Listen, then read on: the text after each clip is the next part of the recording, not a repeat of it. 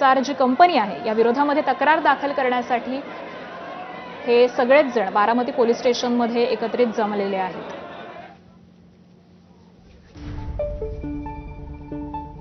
तर ही एक्सक्लुझिव्ह अशी दृश्य आपण पाहतोय।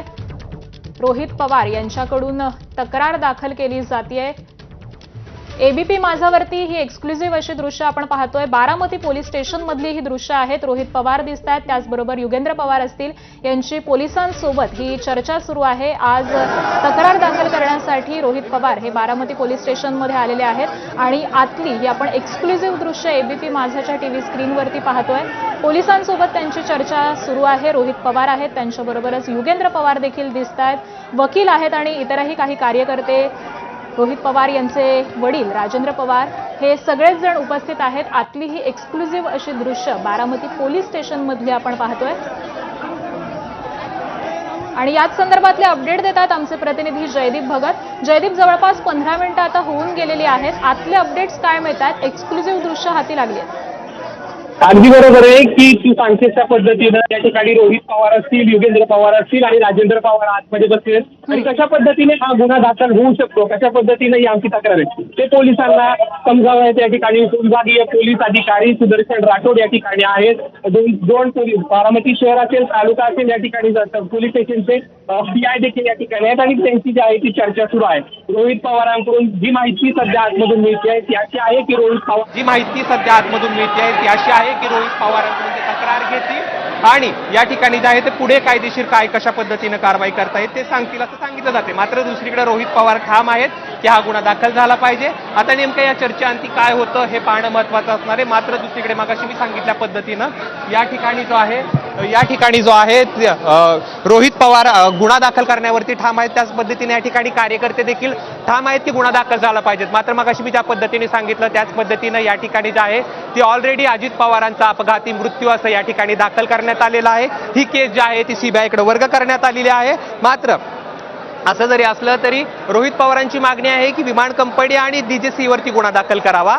मात्र दुसरीकडं पोलिसांचं म्हणणं असं आहे की अद्याप अधिकृत पोलिसांनी सांगितलं नाही, तर पोलिसांनी जी खासगीत माहिती सांगितली, जी पोलीस सूत्रांकडून जी माहिती मिळते आहे त्यांचं म्हणणं असं आहे की ऑलरेडी आम्ही गुन्हा दाखल केलेला आहे, अपघाती मृत्यू दाखल केलेला आहे आणि ते आम्ही CBI कडे वर्ग करणार। ज्यावेळेस CBIला याच्यामध्ये कोण दोषी आढळेल त्यावेळेस CBI सांगेल की याच्यावरती गुन्हा दाखल करा, त्यावेळेस आम्ही गुन्हा दाखल करू असं खासगीत सांगितलेलं। मात्र कशा पद्धतीने रोहित पवार, युगेंद्र पवार किंवा राजेंद्र पवार आणि इथं लीगल टीमचे जे आहेत ते वकील कशा पद्धतीने पोलिसांना कन्व्हिन्स करतात हे पाहणं महत्त्वाचं असणार आहे आणि त्यानंतर पुढे काय कारवाई होती हे पाहणं महत्त्वाचं आहे। असं जरी असलं तरी बारामती पोलीस ठाण्यामध्ये आपण बघू शकतो मोठ्या संख्येनं कार्यकर्ते या ठिकाणी जमलेले आहेत, घोषणाबाजी करतायत आणि जोपर्यंत गुन्हा दाखल केला जात नाही तोपर्यंत जे आहे ते या ठिकाणी उठणार।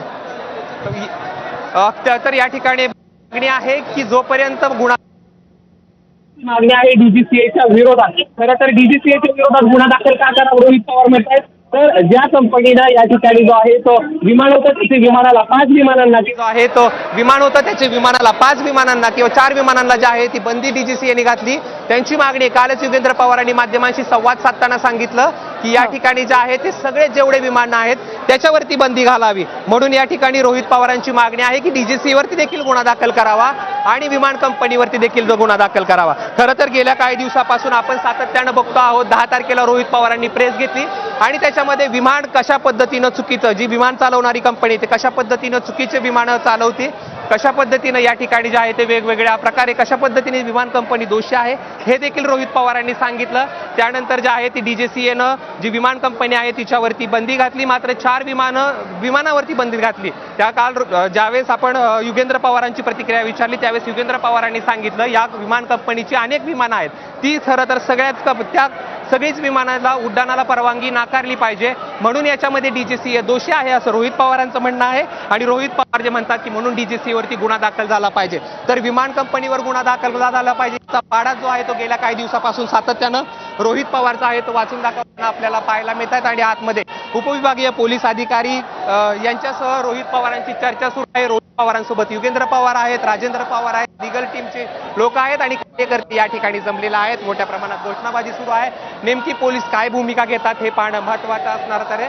मात्र दुसरीकडे एक महत्वाची बाब इथं सांगणं गरजेचं आहे, ती अशी आहे की या ठिकाणी रोहित पवार ज्यावेळेस चर्चा करण्यासाठी येणार होते त्याच वेळेस मात्र राष्ट्रवादी काँग्रेसनं पक्ष कार्यालयामध्ये पत्रकार परिषद घेतली आणि त्यावेळेस सांगितलं की अजित पवारांच्या अपघाताची जी आहे या ठिकाणी दिसत नाहीये. दुसरीकडे मात्र एकीकडे कार्यकर्ते शरद पवार गटाचे आहेत ते मोठ्या प्रमाणात जमलेले आहेत आणि मागणी केली जाते आहे की घोषणाबाजी केली जाते. आपण काही कार्यकर्त्यांशी बातचीत करण्याचा प्रयत्न करूयात जे या ठिकाणी जमले